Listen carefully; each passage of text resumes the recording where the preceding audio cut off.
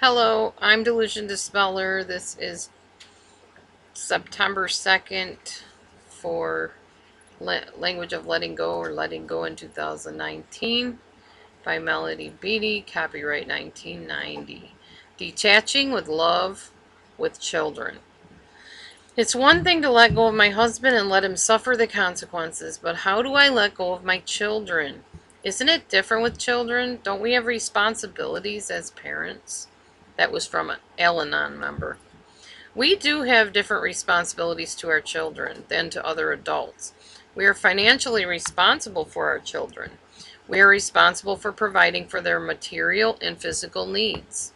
Our children need to be taught how to help themselves, from tying their shoes to making social plans. They need our love and guidance. They need consistent reinforcement of boundaries once we've established limits. They need a supportive, nurturing environment in which to grow. They need help learning values. But we are not responsible for controlling our children.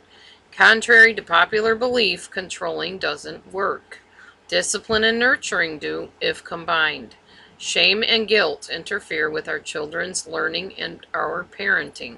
We need to respond to our children in a responsible way and hold them accountable for their actions at an age-appropriate level. We need only do our best. We can let our children have their own process of living. We can have our own process, and we can take care of ourselves during that process. Seek balance, seek wisdom, seek not to have control, but to own our power as people who are parents. Today, God, help me find an appropriate balance of responsibility to my children. Help me parent through nurturing and discipline instead of control.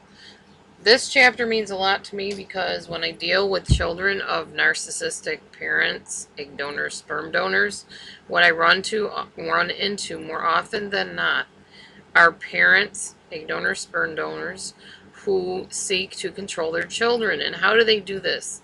By not allowing them to grow up, get a driver's license, get married if that's what they want to do, date if they want to do that, have their own apartment if they want to do that. Anything that separates the child from the parent and allows them to grow up. A lot of parents have a really hard time with letting go and letting God take over their children's lives. When a child becomes a legal adult, as far as I'm concerned, which is 18, that child is no longer your full responsibility. That child should be told, you know what, if you're going to live under my roof, you're going to get a job. You're going to contribute to this family. You are now an adult. It's time to go through the growing up process. We've taken care of you into adulthood. Now you are legally seen as an adult, that you can make your own decision even to move out of here if you want. But if you're going to stay here, you're going to get a job. And of course, if you move out, you'll need to get a job too. And you got to let them do what they need to do. You can't tell them what to do. You can't tell them, oh, you have to take this job or you have to do this thing. Now, if they remain under your roof, then you can have rules and boundaries that they need to abide by.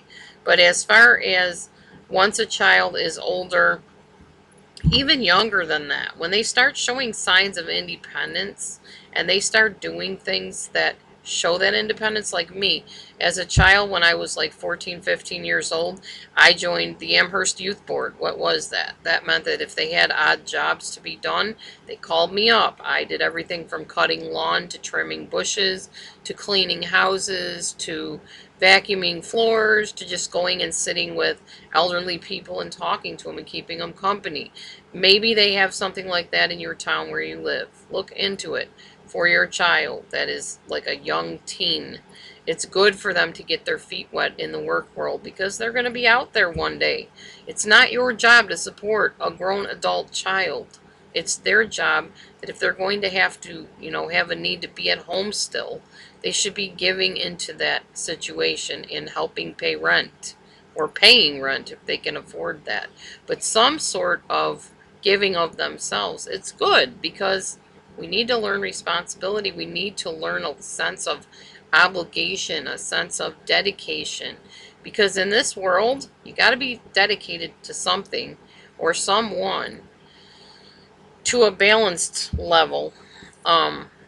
Because if not, you have your codependents who think it's their job to take care of everybody when they become adults and maybe younger. And you have your dependents who think they have to have everybody else make decisions for them. And you have your narcissistic people who seek to get their own self-worth through putting down other people or boosting people up, whichever works for them to be seen in the limelight, so to speak. Then you have your borderlines who are afraid of living without a person.